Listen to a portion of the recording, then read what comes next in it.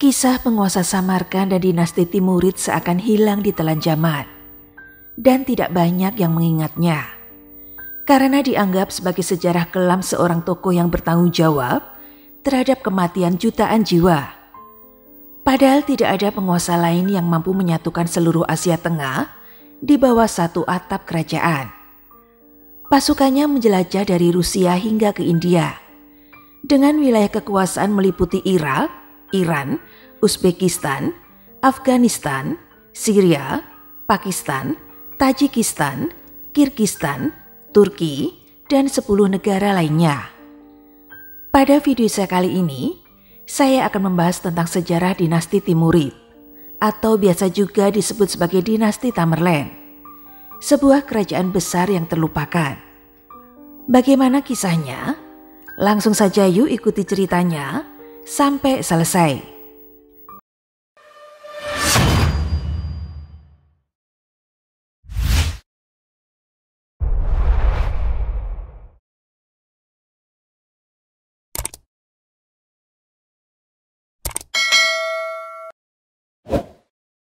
Sebelum saya membahas kelahiran dan kebangkitan tokoh kita kali ini, izinkan dulu saya mengisahkan kondisi yang terjadi pada masa sebelum dinasti Timurid lahir. Pada masa itu, Genghis Khan menjelajahi dataran Asia Tengah, dan dia terkenal menghabiskan hidupnya dengan menjarah dan membunuh. Ketika Genghis Khan meninggal, kerajaan Mongol yang membentang luas dari dataran Cina hingga Rusia terpecah di antara 4 keturunannya. Putra keduanya yang bernama Chagatai mewarisi wilayah yang luas di Asia Tengah, yang kemudian dikenal sebagai Chagatai Khanate. Pemerintahan ini mencakup sebagian besar wilayah modern Uzbekistan, Kazakhstan, sebagian Mongolia, dan provinsi Jiangxing di Tiongkok. Perekonomian Khanate ini didasarkan pada pemeliharaan ternak nomaden dan secara terbuka kurang agresif dibandingkan dengan tetangga utara mereka, yaitu suku Golden Horde, yang terkenal sebagai kelompok suku yang menakutkan. Hal ini bukan karena kebaikan hati mereka, namun karena perselisihan dan perpecahan internal yang terus-menerus. Akhirnya Chagatai Khanate terpecah menjadi beberapa entitas. Yang terbesar adalah Mongolistan yang kuat di timur, dan Transoksiana yang kurang tangguh di barat. Di tanah yang terpecah ini seorang anak lahir pada tahun 1336. Seorang anak yang kelak membangun dinasti Timurid. Tempat kelahirannya adalah Kes, yang sekarang merupakan bagian dari Shahrisabz di Uzbekistan. Saat lahir anak tersebut diberi nama Timur, yang berarti besi. Sebuah nama yang membawa pertanda kekuatan, ketekunan, dan penaklukan. Dia terlahir dari suku Barlas, yang merupakan suku campuran antara keturunan Turki dan Mongolia. Ayahnya bernama Tarakai, yang digambarkan sebagai seorang bangsawan kecil dari suku Barlas yang sangat disegani di sukunya. Suku Barlas adalah suku Mongolia yang telah mengalami turkifikasi dalam banyak aspek. Timur kecil tumbuh dalam situasi suku yang penuh konflik. Ketika terjadi pemberontakan, keluarganya pindah ke sebelah selatan Samarkand. Kemudian ayahnya Tarakai berpindah ke agama Islam Sunni dan berganti nama menjadi Muhammad Tarakai. Tarakai mengalami proses turkifikasi setelah sebelumnya bersekutu dengan Chagatai. Sedangkan ibunya bernama Tekina Mohbigem. Timur dan keluarganya tidak pernah memiliki tempat yang dapat mereka sebut sebagai rumah. Pada usia yang masih muda, keluarganya sering berpindah-pindah. Seperti kebanyakan di suku mereka mengikuti kebiasaan hidup nomaden dengan menjelajahi padang rumput di sebelah selatan ibu kota Samarkand guna mencari padang rumput terbaik untuk ternak mereka. Masa kecilnya dihabiskan dengan mengembala hewan ternak. Tetapi dia segera merasa bosan dengan pekerjaannya menjaga hewan ternak yang sedang merumput. Seperti kebiasaan masyarakat Barlas, para pemudanya sangat pandai memanah busur. Walaupun itu dilakukannya di atas punggung kuda yang sedang berlari. Timur juga menunjukkan bakat yang hebat dalam hal memanah dan berkuda. Ketika dia tumbuh remaja, dia memiliki fisik yang tinggi dan besar, dan juga memiliki kecerdasan di atas rata-rata anak seusianya. Jadi tidaklah heran jika ia ditunjuk sebagai pimpinan di gengnya. Gerombolan Timur sering terlibat dalam pencurian dan penyerangan rombongan asing yang melintas di daerahnya. Mereka melakukannya untuk mencari sumber uang dan memperbaiki kehidupan mereka. Timur pun membangun pengikutnya yang dia rekrut dari para pejuang muda yang sevisi dengannya. Timur yang semakin beranjak dewasa, banyak mendengar kisah-kisah penaklukan hebat bangsa Mongol yang dipimpin oleh Genghis Khan. Hal itulah yang membuat Timur sangat berambisi untuk meneruskan ambisi leluhurnya dalam menaklukkan banyak wilayah di dunia. Untuk mencapai ambisinya itu, dia membutuhkan pasukan besar. Pada usia 21 tahun, ia melatih gengnya menjadi sebuah kelompok tentara bayaran. Ia membawa gerombolannya sebagai pasukan dan bergabung dalam pelayanan Kasagan, seorang amir atau penguasa Transoksiana. Sekitar tahun 1360, dia memperoleh posisi sebagai komandan militer dengan pasukan yang kebanyakan merupakan anggota suku Turki.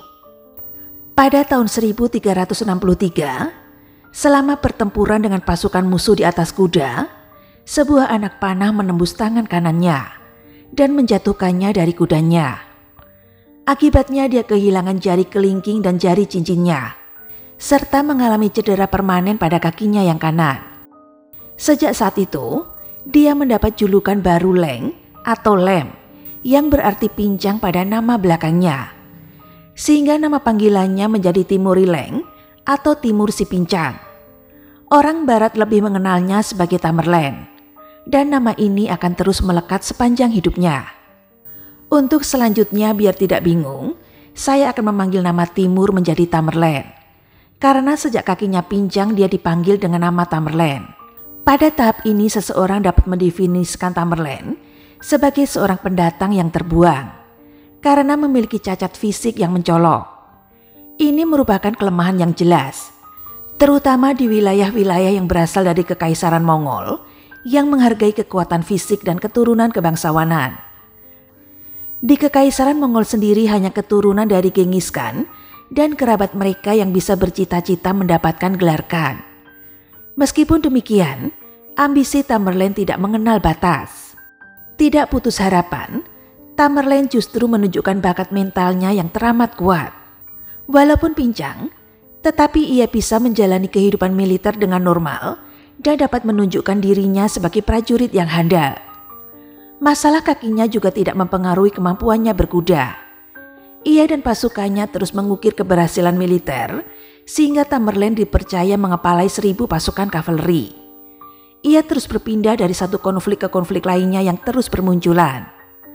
Pada tahun 1364, ia melihat peluang untuk melanjutkan ambisinya. Tidak lama setelah itu, Kasagan sebagai penguasa besar Transoksiana tidak luput dari pusaran konflik yang berakhir dengan pembunuhan. Dalam keadaan tanpa pemimpin, banyak pihak yang mencoba merebut kekuasaan. Salah satunya adalah Kancagate Kana Timur, yaitu Tugluk Timur dari Kasgar. Pada awalnya Tamerlan dikirim untuk bernegosiasi dengan Tugluk sebagai utusan damai. Namun dia berpikiran lain dan melihat peluang emas bagi dirinya sebagai orang Mongol untuk bersekutu dengan Cagate Kanat pemimpin Mongol. Gayung pun bersambut. Tugluk memanfaatkan kesempatan ini untuk menyerang. Dan pada tahun 1361, dia berhasil menaklukkan Transoksiana. Tamerlan yang memiliki kecerdasan dan keahlian dalam strategi militer pasti memainkan peran penting dalam penaklukan tersebut. Karena setelah itu, dia berhasil mendapatkan jabatan setingkat menteri dalam pemerintahan baru Mongol di Transoksiana, tanah kelahirannya. Tugluk kemudian mengangkat putranya Elias Koja sebagai gubernur Transoksiana dengan Tamerlan sebagai penasehat menterinya. Kini status Tamerlan perlahan mulai naik. Dari seorang gembala menjadi perampok, lalu menjadi menteri. Semua terjadi ketika dia baru berusia 25 tahun. Sebuah perjalanan karir yang sangat fantastis. Namun rupanya itu belum cukup baginya. Tamerlan merasa tidak puas karena menjadi orang kedua di bawah bayang-bayang Elias Koja.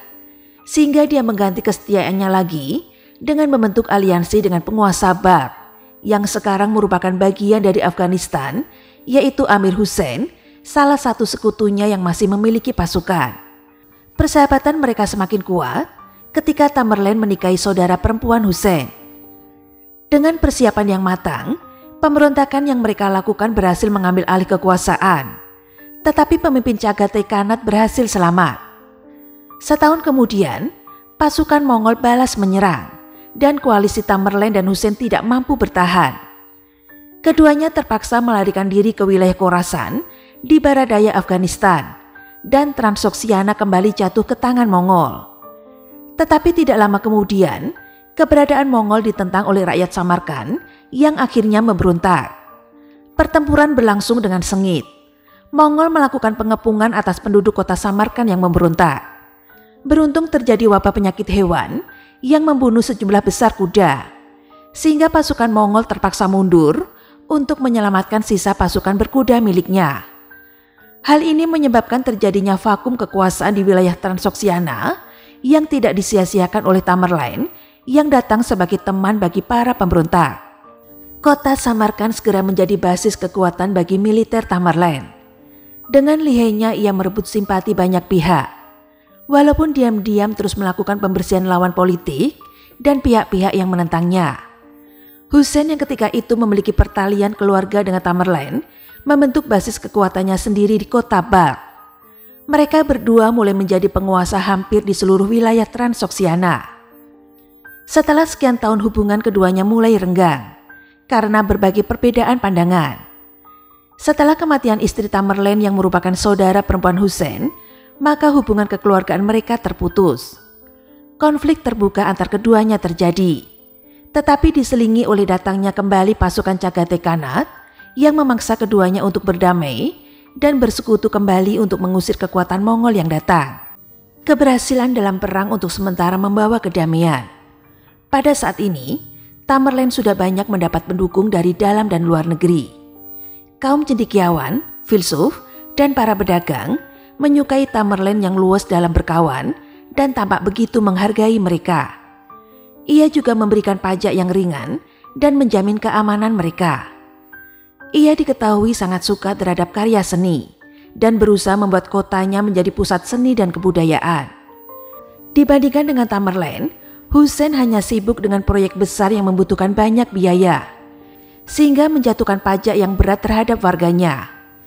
Ia juga menjadi tidak populer karena tidak memiliki kebijakan yang bersahabat terhadap kaum cendekiawan dan pedagang.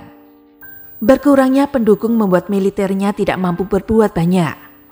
Ketika Tamerlane datang melancarkan serangan pada musim semi tahun 1370, pasukan Hussein berhasil dikalahkan berulang kali, hingga Tamerlane mengepung kota Balkh. Pendukung setia Hussein berjuang dengan putus asa, mencoba melakukan 2 serangan yang menyebabkan kerugian besar bagi musuh-musuh mereka. Namun Tamerlane terus maju dan bertarung sampai mati di kota Balkh, sehingga Hussein terbunuh dan Tamerlane memproklamirkan dirinya sebagai penguasa yang tidak tertandingi. Menurut pandangannya, misi Tamerlane adalah mengembalikan pemerintahan Mongol ke masa kejayaan Genghis Khan, memerintah tertinggi atas tanah dari Korea hingga Laut Kaspia. Hilangnya rival terberatnya membuat Tamerlane menjadi penguasa tunggal di Transoxiana.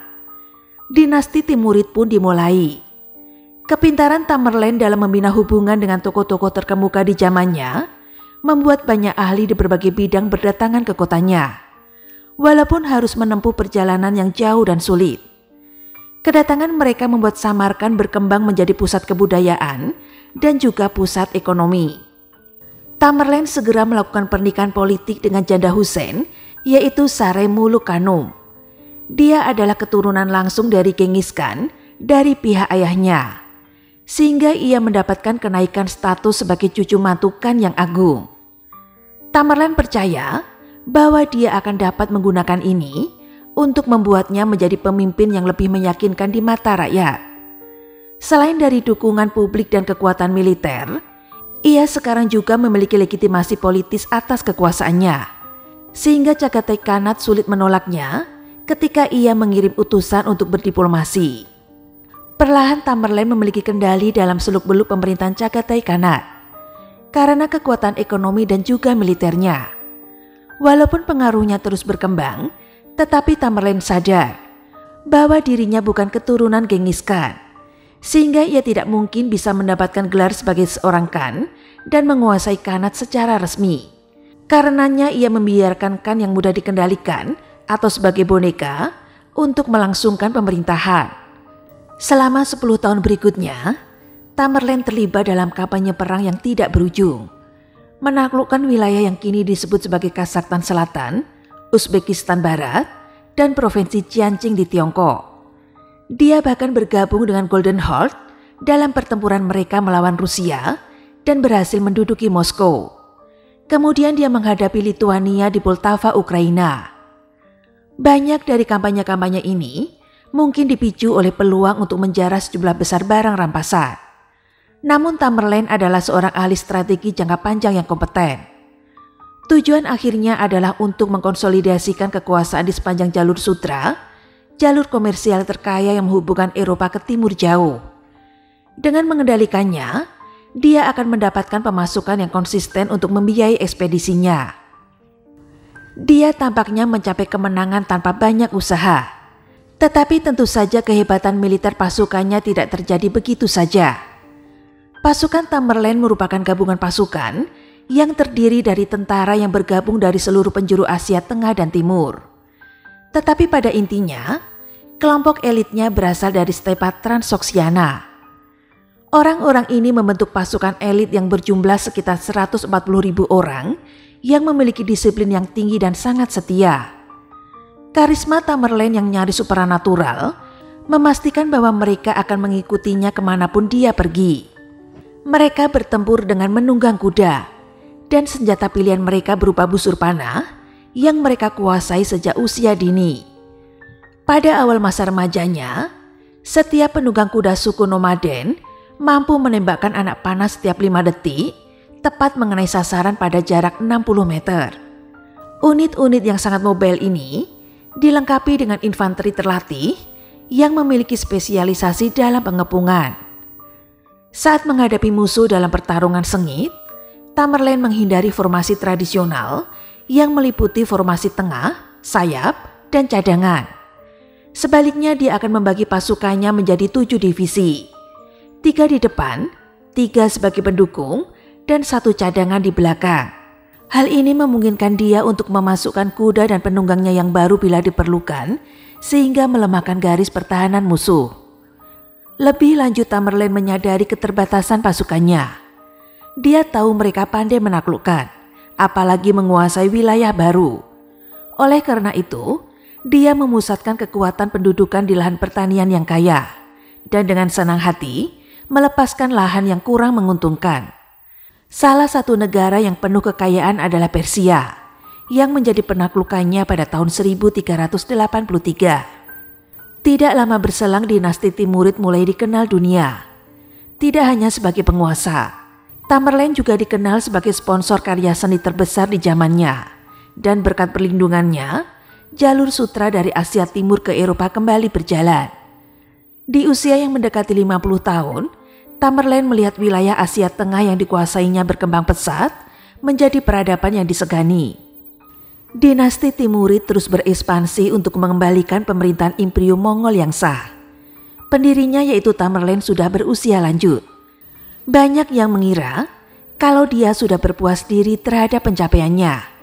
Dari seorang anak kepala suku hingga menjadi seorang penguasa besar yang berpengaruh di seluruh Asia Tengah.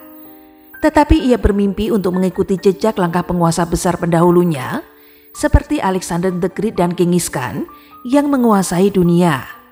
Di usia yang mendekati 50 tahun, Tamerlane melihat Ilkhanat yang menguasai Persia semakin terpecah dan kehilangan kekuatannya. Tidak lagi sebagai kesatuan. Pecahan-pecahannya memiliki kekuatan militer yang tidak besar, sehingga membuka peluang untuk menguasainya sesegera mungkin. Dengan alasan dan pembenaran politis yang sudah disiapkan sejak lama, Tamerlane memobilisasi pasukannya yang terdiri dari berbagai suku bangsa dalam perang terbesar yang pernah ia lakukan. Namun sejak awal, Tamerlane memahami batasan kekuatan militer yang ia miliki. Dibandingkan dengan luasnya wilayah Persia yang meliputi hampir seluruh Timur Tengah, seperti Iran, Irak, dan Afghanistan. Belum lagi kegiatan militernya di luar bisa memicu pemberontakan di wilayah sendiri. Atau datangnya pasukan Mongol lainnya seperti Golden Horde dari utara yang mengambil kesempatan untuk merebut wilayah hasil ekspansinya. Oleh karena itu, untuk melancarkan serangan ke Persia Timur, dia memberlakukan taktik perang yang berbeda. Pasukannya akan datang ke satu kota, lalu meminta penyerahan dengan janji akan diperlakukan dengan baik. Jika menolak, dia akan mengancamnya meratakan kota tersebut dengan tanah, dan semua penduduknya tidak akan diampuni. Ancaman dan janji demikian sudah biasa dalam perang. Biasanya janji tersebut bohong, dan penduduknya biasanya tetap dibunuh atau dijadikan budak, sedangkan hartanya dijarah. Apesnya, perbedaan kekuatan antara Tamerlane yang membawahi pasukan Asia Tengah dengan Persia yang terpecah demikian besar, sehingga banyak kota dapat direbut dengan mudah. Naas bagi mereka, Tamerlane menepati seluruh kata-katanya. Kota mereka dihancurkan dan diratakan dengan tanah tanpa ampun. Berita kesadisan pasukannya menyebar dengan cepat, dan tidak lama kemudian, kota lawan mulai menyerah kepadanya. Sesuai dengan janjinya, jika ada kota yang memilih menyerah dan tanpa melakukan perlawanan, maka dia juga akan memperlakukannya dengan baik. Kebaikannya menyebar sehingga semakin banyak kota lawan yang memilih menyerah terhadapnya. Hal tersebut mempercepat berlangsungnya perang, meminimalisir kehancuran dan korban jiwa. Dengan cara tersebut, Tamerlane mendapatkan banyak kota secara utuh dan berguna sebagai basis kekuatannya di Persia. Tentu tidak semua betul-betul tunduk terhadapnya. Beberapa memberontak ketika pasukan utama Tamerlane pergi menyerang ke kota-kota lainnya. Dia tidak peduli pertahanan dan kesiapan yang dibangun oleh pemberontak. Usaha perlawanan selalu dapat dipadamkan oleh jenderal Tamerlane yang sudah terbiasa dalam teknik perang merebut kota. Ketika kota tersebut sudah dikuasai kembali, hukuman teramat berat dijatuhkan kepada pemberontak karena melanggar sumpah penyerahan. Kota tersebut akan dihancurkan. Penduduknya disemen hidup-hidup sebagai tembok peringatan bagi orang lain. Pada banyak tempat didirikan monumen berupa pilar tinggi atau piramid yang terbuat dari tulang belulang penduduk kota yang memberontak. Hal-hal ini dilakukan dengan sistematis tanpa pandang bulu, sehingga niat perlawanan dan pemberontakan semakin jauh berkurang. Dengan wilayah Persia yang relatif stabil, Tamerlane mengalihkan perhatiannya ke utara. Karena Golden Horde Khanate yang dahulu bersahabat, sekarang mulai mengincar wilayahnya. Ia tinggalkan anak dan jenderalnya untuk menjaga wilayah Persia dan pergi menyongsong lawan ke utara. Tamerlane memimpin 10 satuan tumen atau sekitar 100.000 pasukan pilihan ke padang rumput luas di utara. Pasukannya pergi sejauh 700 mil ke utara, lalu berbelok 1000 mil ke barat. Begitu jauh posisinya di ujung utara benua Asia, sehingga waktu siang hari lebih lama daripada hari normal. Hal tersebut menimbulkan keluhan dari pasukan muslim yang kesulitan bersembahyang mengikuti waktu. Tidak sia-sia gerakan memutarnya membuat lawannya lengah karena tidak mengetahui di mana pasukannya berada. Ketika mendekat, lawan langsung terdesak karena Tamerlane datang dari tempat yang tidak mereka perkirakan sebelumnya. Manuver ini berhasil memaksakan pertempuran yang berlangsung di tepian sungai Kondursa, Rusia. Lawannya dengan beban berat di kavaleri berkuda ala Mongol. Sedangkan pasukan Asia Tengah memiliki pasukan infanteri multi etnis yang lumayan besar. Sejak awal, Tamerlane bisa menebak maksud lawannya dengan benar, yang berniat mengeksploitasi kelincahan dan jumlah pasukan berkudanya yang lebih superior untuk menyerang sisi samping pasukannya. Sesuai dengan petunjuknya, pasukan infanteri Asia Tengah mampu bertahan di tengah gelombang serangan Mongol. Secara mendadak mereka justru balas melakukan penyerangan umum pada sisi tengah barisan. Serangan frontal tepat ke jantung barisan lawan begitu keras dilakukan oleh para veteran perang Persia, sehingga barisan lawan goyah lalu terpecah. Pasukan Golden Horde pun terpaksa melarikan diri. Kemenangan ini membuat pasukan Timurid selama beberapa tahun berikutnya bebas berkelana dan menyerang seluruh daerah kekuasaan Golden Horde di Eurasia hingga ke Moskow. Tanpa kenal lelah, pasukannya mempergunakan kesempatan ini dengan maksimal dan terus menjelajah ke utara, barat, dan selatan. Mereka hanya pulang ke Samarkand ketika rombongannya sudah penuh dengan harta jarahan. Tamerlane sangat puas ketika mengetahui wilayah Persia di bawah kendali anak dan jenderalnya yang sanggup bertahan dari serangan lawan dan pemberontakan. Dengan kembalinya pasukan utamanya, Tamerlane menyerang beberapa kota Persia yang masih menolak untuk tunduk. Ia juga menyerang beberapa wilayah luar dengan alasan untuk melindungi rombongan yang hendak bepergian ke Tanah Suci. Pasukannya kembali bergerak ke utara ketika Golden Heart kembali menyerang pada tahun 1395. Kedua pasukan bertemu di sekitar Sungai Terek, Kaukasus Utara. Kavaleri Golden Heart menyerang sisi kanan dan tengah secara bersamaan. Selagi bertahan, Tamerlane dengan pasukan elitnya menyerang lawan dari sisi kiri. Sebelum pertempuran, Tamerlane sudah membangun hubungan dengan para tokoh lawan yang sekarang membelot kepadanya, sehingga sisi kiri lawan segera berantakan. Kekacauan di sisi kiri dimanfaatkan dengan maksimal, dan serangan pasukan Timurid menembus dan merusak hingga ke tengah barisan lawan. Pasukan Golden Heart panik dan hancur berantakan. Sebagian pasukannya terperangkap dan dihancurkan. Begitu besar dampak kehancurannya, sehingga Golden Heart Mongol yang dahulu begitu ditakuti oleh Eropa, sekarang tinggal nama. Pasukan Tamerlane menyerang ibu kotanya Sarai dan beberapa kota lainnya sebelum kembali ke Samarkand. Tamerlane tidak tertarik menguasai wilayah Golden Heart karena menurutnya tidak memiliki nilai peradaban, ekonomi, dan budaya yang besar. Sedangkan melihat dari beratnya medan dan luasnya wilayah, akan membutuhkan banyak usaha untuk mengamankannya. Ia lebih memprioritaskan penguasaan di wilayah sekitar Persia yang jauh lebih kaya dan dekat ke pusat pemerintahannya. Tidak lama di Samarkand, Tamerlane memutuskan penguasaan sekitaran Timur Tengah ke dalam imperiumnya. Kekejaman perang psikologis yang dilakukannya mulai membuahkan hasil kedamaian. Walaupun terpaksa, semakin sedikit pemberontakan yang terjadi. Tindakan kejamnya beralasan untuk menghindari korban jiwa yang lebih besar apabila pemberontakan terus-menerus terjadi karena pasukannya tidak bisa berada di semua tempat pada waktu yang sama. Dengan teror yang ia lancarkan, penduduk yang dikuasai tidak berani melawan dan tidak mau dihasut untuk memberontak. Kekejaman yang Tamerlane lakukan juga tidak acak seperti Mongol atau penguasa lainnya. Ia menyelamatkan kaum cendekiawan dan pengrajin dan membawa semuanya ke Samarkand. Ia memperkerjakan mereka dengan cepat ke ibu kotanya yang dikenal sebagai pusat edukasi dan kebudayaan.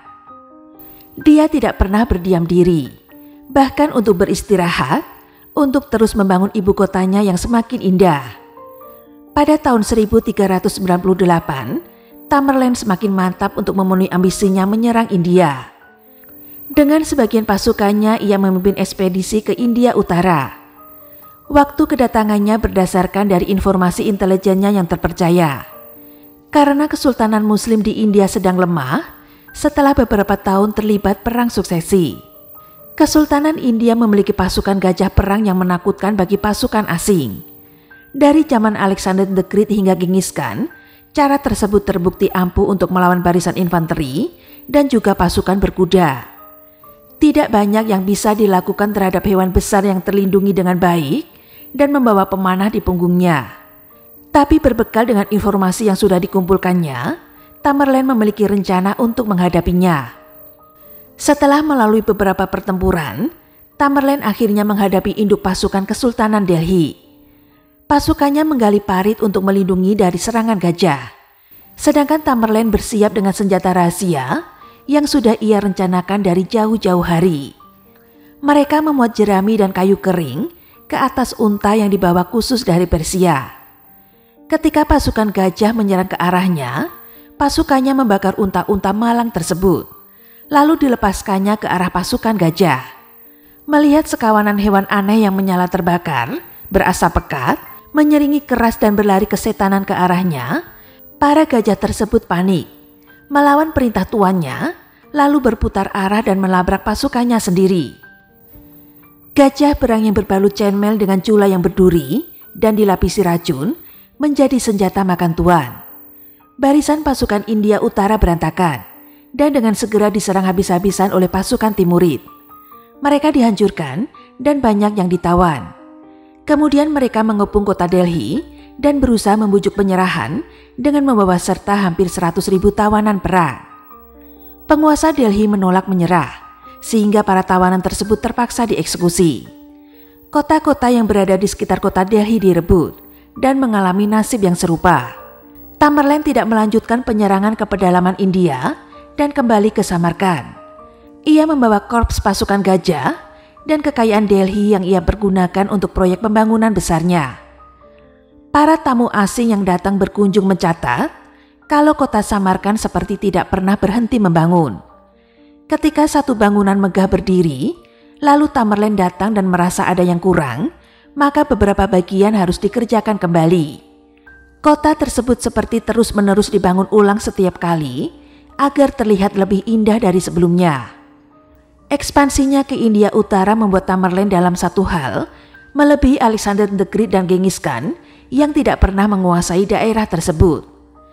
Kemampuan militernya dalam mengelola daerah kekuasaan yang demikian besar dari Persia, Asia Tengah, dan India Utara membuatnya dikagumi hingga ke Eropa.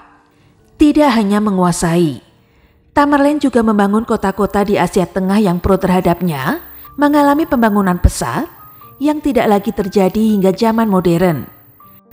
Ia juga bukanlah sosok barbar kejam seperti yang sering diberitakan oleh lawan-lawannya. Walaupun memiliki darah dan budaya Mongol, ia adalah seorang perencana ulung dan ahli strategi militer yang hebat. Sebagai penguasa, Tamerlane begitu menghargai informasi dari jaringan mata-mata. Sebelum pasukannya bergerak, ia sudah mengetahui betul kekuatan lawan-lawannya, cara mereka bertempur, dan bagaimana mereka biasa bertindak. Ia akan membuat rencana untuk mengatasi keunggulan pasukan lawan, sehingga dalam pertempuran selalu bisa menjaga keunggulan militernya. Walaupun hampir tidak menguasai baca tulis, tetapi Tamerlane mampu berbicara dalam 3 bahasa. Sehingga mudah baginya untuk berkomunikasi dengan tamu-tamu asing, para pengelana, pedagang, dan diplomat yang berkunjung akan dijamu, lalu diajak berdiskusi panjang lebar mengenai banyak hal berkaitan dengan wilayah-wilayah tetangganya. Informasi tersebut berguna untuk menambah wawasan dan pengetahuan yang belum tentu didapatkan oleh mata-matanya. Berbekal informasi yang dimiliki, pasukannya menjadi terbiasa untuk berperang dengan tidak lazim. Tidak terpaku pada kampanye ke satu tujuan, tetapi terkadang melompat beberapa tempat, lalu menyerang tempat lain yang tidak diperkirakan sebelumnya. Bukan oportunis, tetapi sudah direncanakan. Memaksimalkan efek kejutan bagi lawan yang tidak sempat bersiap. Gerak cepat dan acak pasukannya juga membuat lawan sulit menerka tujuannya, sehingga ketinggalan langkah apabila hendak mencegat atau menyerangnya. Tamerlane selalu dapat memilih lokasi dan waktu yang ia inginkan dalam pertempuran. Dalam hal manajemen, Tamerlane pun termasuk berbeda. Ia tidak pelit layaknya pembesar dan penguasa di zamannya. Seperti kekayaan besar yang ia bawa dari Delhi, dibagikan juga kepada pasukan dan jenderal yang tidak ikut serta karena ditugaskan menjaga wilayah lainnya. Memasuki awal abad ke-15, Tamerlane terlibat dalam perselisihan besar dengan pemimpin Turki Ottoman, yaitu Sultan Bayezid I. Setelah saling menghina lewat para utusannya, kedua pemimpin besar itu pun terlibat pertempuran di Anggora pada tahun 1402.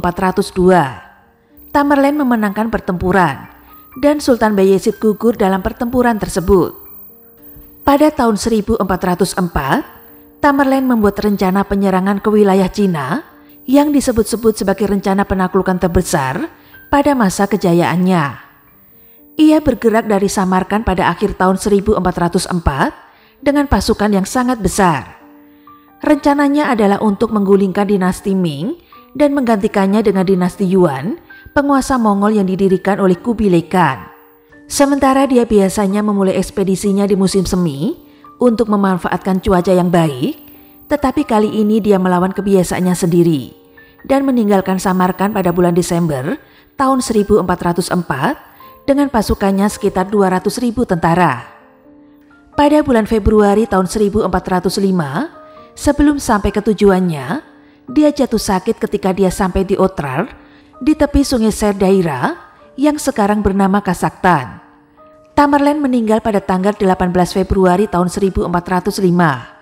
Kemungkinan dia mengalami kedinginan. Tanpa pemimpin yang menginspirasi kemenangan, tentara Tamerlane memutuskan untuk berbalik dan pulang. Penakluk menakutkan itu tubuhnya lalu dibalsem dengan minyak wangi dan ditempatkan di peti mati gading dengan ukiran rumit untuk perjalanan ke tempat peristirahatan terakhirnya. Jenazahnya dimakamkan di Guri Emir yang indah di Samarkand, kotanya yang paling berharga. Seperti Genghis Khan, Tamerlane telah membagi wilayahnya di antara keturunan laki-lakinya. Penerus Tamerlane akan menghabiskan beberapa dekade berikutnya dengan bertengkar satu sama lain untuk memperebutkan tanah, dan segera kerajaannya yang luas akan runtuh. Namun warisan seninya dilanjutkan oleh cucu buyutnya yang mendirikan dinasti Mughal yang ikonik di India. Sebuah bangunan indah dan menakjubkan yang terinspirasi dari Timurid, seperti Taj Mahal dan Benteng Merah Delhi, telah dibangun oleh cucu buyutnya. Dan keindahan bangunan tersebut bisa kita nikmati hingga kini. Sementara Tamerlane benar-benar layak mendapatkan reputasinya yang haus darah, ia meninggalkan kesan visual yang unik di kota Samarkand dan berhasil mengubah daerah tersebut yang pada awalnya adalah sebuah gurun yang terabaikan menjadi pusat pertukaran budaya, intelektual, dan agama untuk generasi yang akan datang. Itu tadi sejarah tentang awal berdirinya dinasti Timurid, sebuah kerajaan besar dan luas yang terlupakan. Saya berharap semoga video ini bisa bermanfaat dan menambah wawasan kita terhadap sejarah dunia. Jika masih ada materi yang kurang dalam penyajian video saya kali ini, silakan teman-teman tambahkan dan tulis di kolom komentar. Terima kasih sudah mendengarkan cerita Adilisti pada hari ini, dan tunggu cerita-cerita selanjutnya yang lebih seru.